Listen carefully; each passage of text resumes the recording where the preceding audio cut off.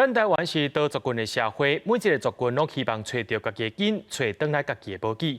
台南的北部族时拉也走出原住民身份，已经走出几60年啊。今仔日族人甲台南市政府做伙上北，来到司法院的大门口，要求大法官要赶紧审理时拉也原住民身份法的涉嫌案，希望因来看重族人的身份权，嘛实现历史证据。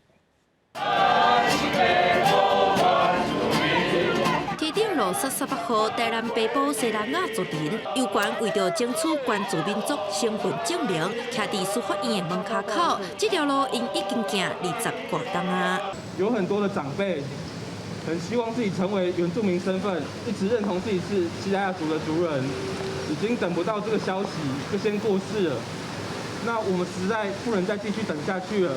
请司法院大法官能够尽快的做出解释。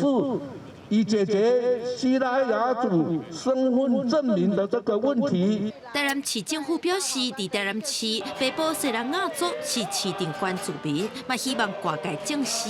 西南亚族人表示，因自过去向关边会争取恢复原住民身份，拢无成功。一直到去年5月，台北高等行政法院向司法院大法官申请宪法解说《原住民身份法》第2条有关本地原住民规定。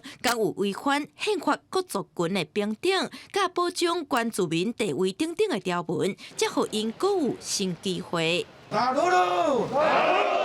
司法院大法官书记处长出面接受意见书，强调会依法审理案件。西南亚族人嘛呼吁中央爱落实转型证据，互因赶紧证明身份证嘛通甲其他原住民同款有注记。